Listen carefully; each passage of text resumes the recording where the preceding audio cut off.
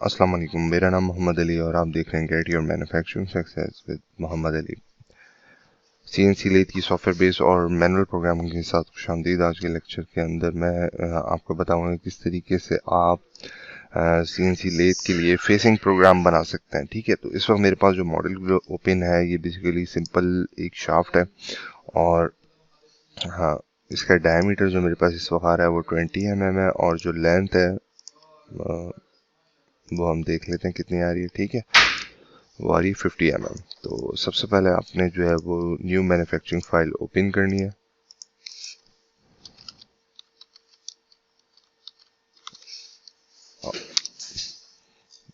Then unit define करनी है और मैन्युफैक्चरिंग एनवायरनमेंट में आ जाना। रेफरेंस मॉडल ऐड कर लेते हैं।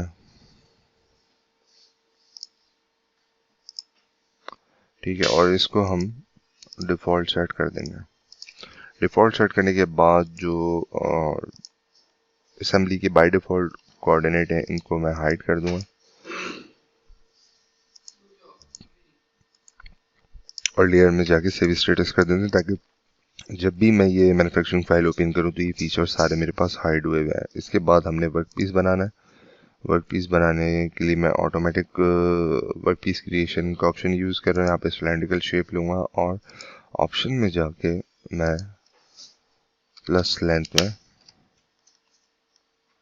10 mm का इजाफा कर दूंगा। ठीक है, इस 10 mm को मैं कंसीडर करूँगा फेसिंग के लिए।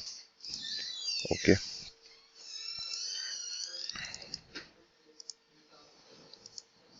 अच्छा, अब हमने अपना मशीनिंग कोऑर्डिनेट बनाना है जो कि इस फेस पर है और ये दो डेटम जो है वो मैं सेलेक्ट कर लेता हूँ। एक्स वाली डायरेक्शन पर जेड आएगा और एक्स मेरी सही लोकेशन पर आ गया है अकॉर्डिंग टू माय मशीन।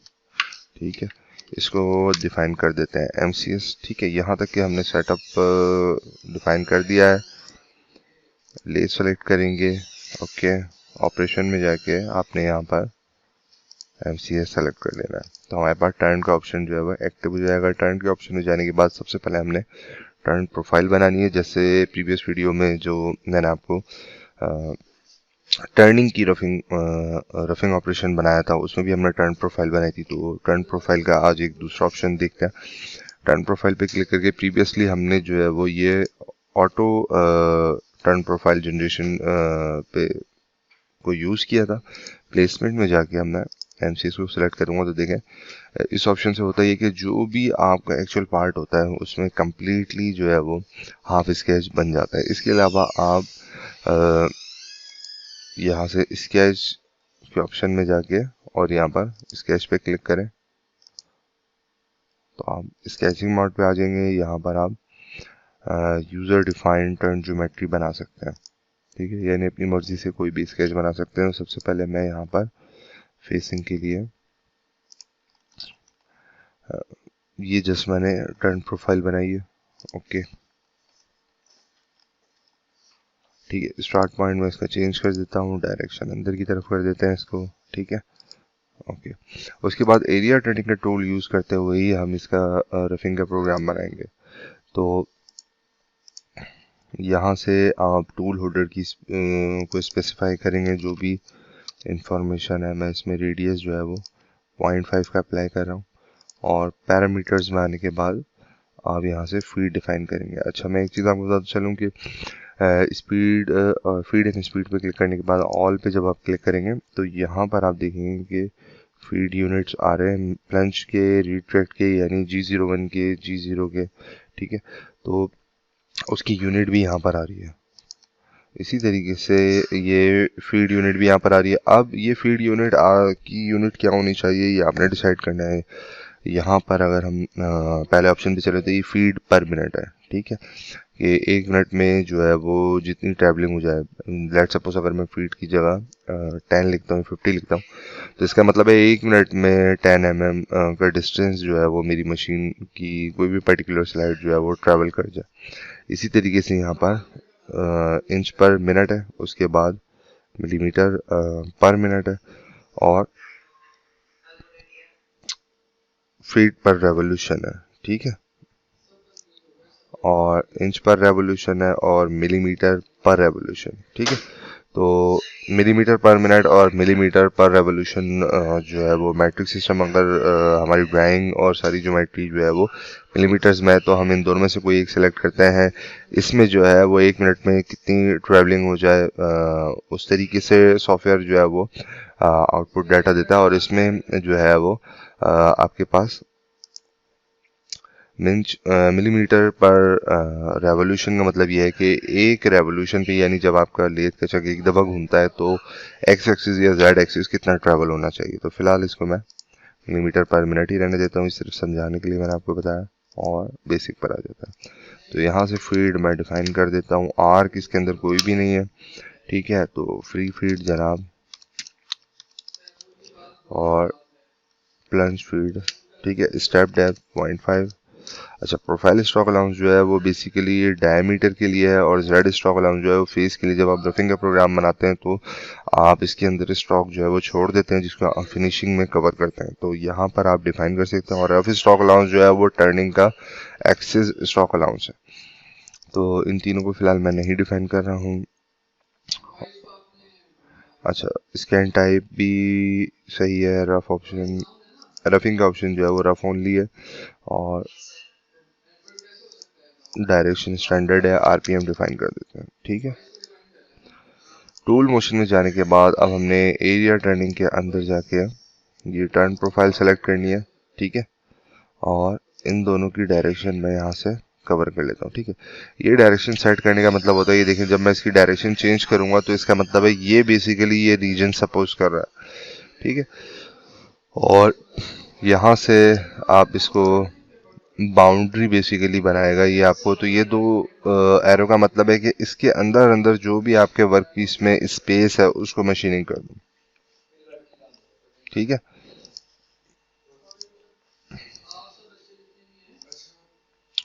तो इनको मैं सेट कर सकता हूँ। यहाँ पर फिलहाल कोई स्पेस नहीं है, तो इसकी जो सेम एक्टिवेशन, ठीक है, इसको मैं यहाँ पे इस तरीके से कर देता हूँ ताकि एक दो स्टेप्स ये खाली चले, उसके बाद मशीनिंग स्टार्ट हो। ठीक है, इसी तरीके से इसकी डायरेक्शन भी अगर आप रखें तो ये सेंटर से शिफ्ट हो गया, इस चीज़ का आपने ख्याल रखना है। ठीक है, तो इसको मैं ओके कर देता हूँ। अब हम इसको प्ले पाथ करके देखते हैं। तो ये बेसिकली अभी जो मशीनिंग हो रही है ये टर्निंग वाले स्टाइल में हो रही है। ठीक है, कट ले रहा है देन रिट्रैक्ट कर रहा है। ठीक है, इसको तो अब आपने इसको फेसिंग में कन्वर्ट कैसे करना है, आपने यहाँ से जाना है कट डेप्थ एंड अलाउंस में और ऑल पे क्लिक करना है, और कट एंगल जो है इस पैरामीटर को आपने 90 डिफाइन कर देना है। ओके, ठीक है, 90 डिफाइन करने पे आप नंबर ऑफ लाइंस जो देख सकते हैं उनकी डायरेक्शन चेंज हो गई है। ये फेसिंग वाले स्टाइल में अब जो है वो मशीनिंग होगी।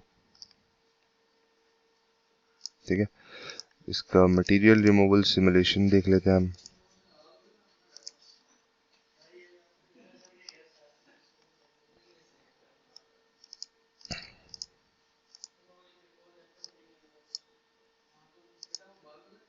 ठीक है, अच्छा अब मैं आपको एक चीज़ बता दूं, ये देखें, ये बिल्कुल हमारा जो टर्न प्रोफाइल था बिल्कुल सेंटर में था, और हमारे टूल की जो टिप है इसके ऊपर जो है वो 0.5 का रेडियस है। ठीक है, तो रेडियस होने की वजह से ये इस तरह की कोन प्रोफाइल जो है वो आपके पार्ट पे रह जाएगी ड्यूरिंग फेसिंग।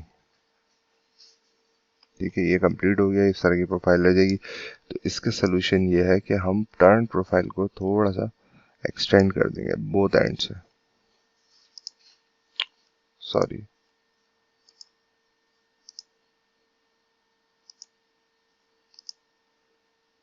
ठीक है, तो मैं ये टर्न प्रोफाइल में डिलीट कर देता हूँ। यहाँ से मैं एक एक्सटेंडेड टर्न प्रोफाइल बना रहा हूँ जो कि सेंटर से 0.5 का रेडियस है, तो मैं इसको 1 मिलीमीटर कर देता हूँ। ठीक है, okay.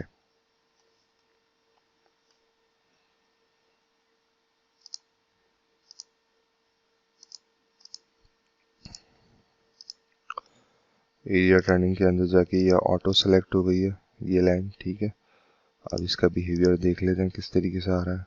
Let's suppose all position, और आप लास्ट पे क्लिक करेंगे। ठीक है, तो ये यहाँ पर आप देख सकते हैं कि ये सेंटर से शिफ्ट हो गया। इसकी सिमुलेशन देख लेते हैं कि वहाँ पे इस तरह की कोई कोन टाइप की प्रोफाइल फेस के ऊपर तो नहीं रह रही।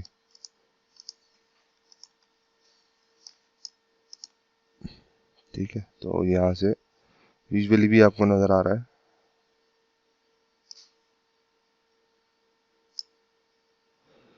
कि फेस बिल्कुल साफ हो गया।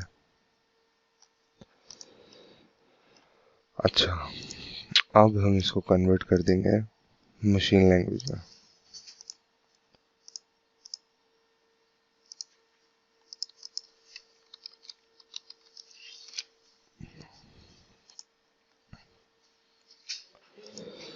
मेरे पास ये P22 जो पोस्ट प्रोसेसर है ये आपके पास बाय डिफ़ॉल्ट नहीं आ रहा होगा। ठीक है, तो अगर आपको ये पोस्ट प्रोसेसर चाहिए तो आप मुझे कमेंट बॉक्स में मैसेज कर सकते हैं, तो मैं आपको प्रोवाइड कर दूंगा। ये फ़ानों के लिए फेवरेबल है। यहाँ पर हम तो 2 मिनट का ये टोटल साइकिल टाइम है। इस फाइल को मैं आपको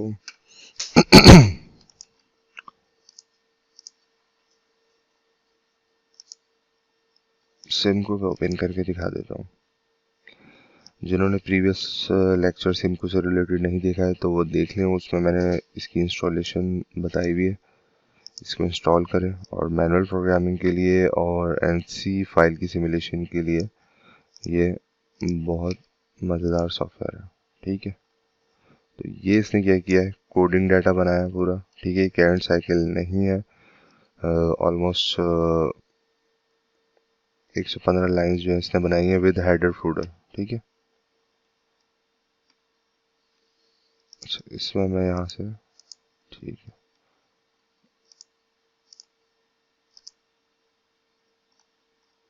यहाँ फिलहाल मैं इसकी पैरामीटर सेट नहीं कर रहा। ठीक है, डेप्थ ऑफ कट मैंने बड़ा रखा हुआ था। पहला कट जो है वो काफ़ी बड़ा लिया इसने, क्योंकि मैंने सिर्फ इसके अंदर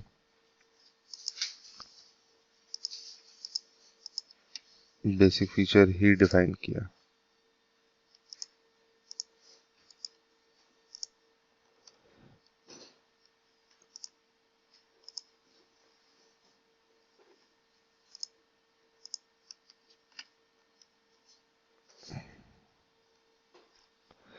ठीक है, तो हमारा जो पार्ट है वो यहाँ से शुरू हो रहा है, लेकिन ये इसको कंसीडर कर रहा है 2 कट ये पहले से लेता आ रहा है। जब मैंने सिमुलेशन ओपन किया तो सिमुलेशन के अंदर जो मेरे वर्क कोऑर्डिनेट की पोजीशन है, अगर आप उसको देखें तो ये 2 कट पहले आ रहे हैं। एक्चुअल मटेरियल इसके बाद से स्टार्ट हो रहा है, लेकिन बैक प्लॉट के अंदर वो यहाँ से मुझे सॉलिड सेटअप में जाना पड़ेगा और ये Z की पोजीशन मैं 0 करूँगा। ठीक है, ओके, ये Z की पोजीशन ओके हो गई है। टूल सेटअप में जाके यहाँ पे लेट्स सपोज जो भी टूल आपने ऐड किया है उसको आप सेलेक्ट कर लें। मैं फिलहाल इस टूल को ले रहा हूँ।